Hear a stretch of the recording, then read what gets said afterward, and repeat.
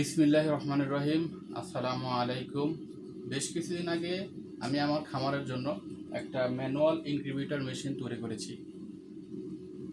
আমি এই বিষয়ে আসলে কোনো অভিজ্ঞ লোক না, যার জন্য পরীক্ষামূলকভাবে আমি 80টা হাঁসের ডিম দিয়ে শুরু করেছি।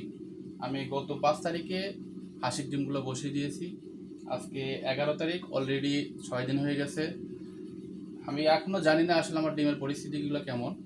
আমি এখন ডিমগুলোকে উল্টিয়ে দিব, কেননা ডিমগুলোকে দিনে 3 থেকে 4 বার উল্টিয়ে দিতে হয়।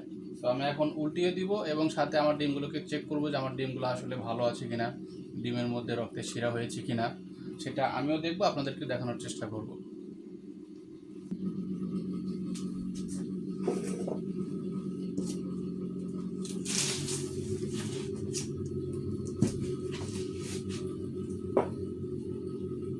বিসমিল্লাহির রহমানির রহিম।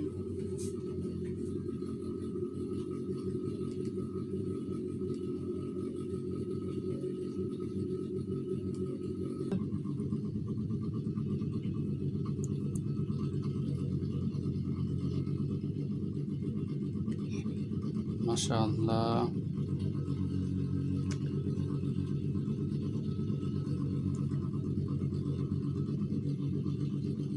মাশাআল্লাহ, মাশাআল্লাহ।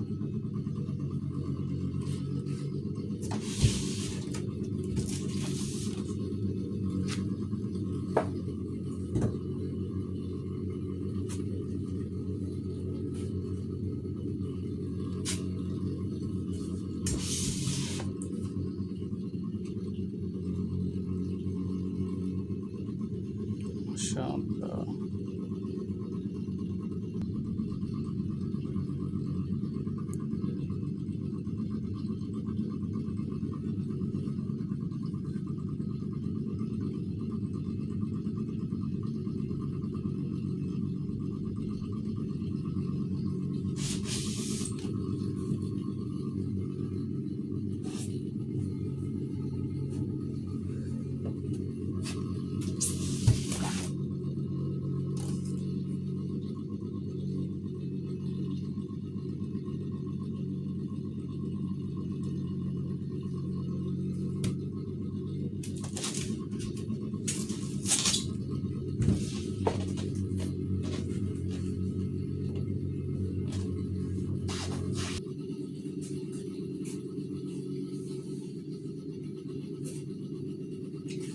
আলহামদুলিল্লাহ।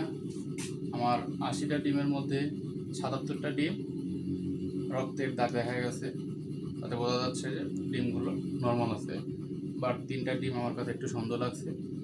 সেই ডিমগুলো সম্বন্ধে আমিও জানি না, আপনাদেরকে আমি দেখাবো। আপনারা যদি কেউ কিছু জানেন সেক্ষেত্রে আমাকে অবশ্যই জানাবেন। আমি ডাইরেক্টটা বন্ধ করে আপনাদেরকে দেখাচ্ছি।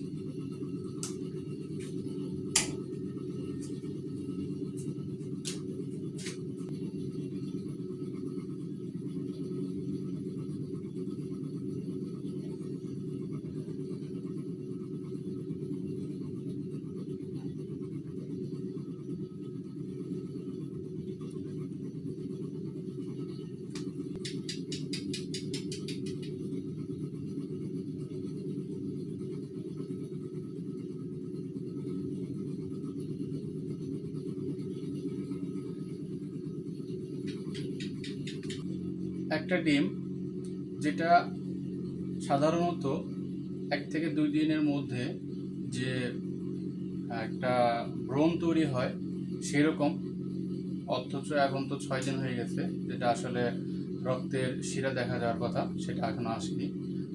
আর দুটো ডিম যেটা, সেই দুটো ডিমের মধ্যে একটা বৃত্তাকারের মতো দেখা যাচ্ছে রক্তের শিরা। আদৌ এটা আসলে রক্তের শিরা বা আসলে অন্য কোনো কিছু কিনা সেটা আমার আসলে জানা নাই। এটা আপনারা জানলে আমাকে জানাবেন। আর এটা আসলে ইনকিউবেটরের মধ্যেই থাকলো, এটা কি হয় এটা পরবর্তীতে আপনাদের জানাবো। আর সবাই আমার জন্য দোয়া করবেন, আল্লাহ যেন আমার কাজে বারাকা দান করেন। আসসালামু আলাইকুম।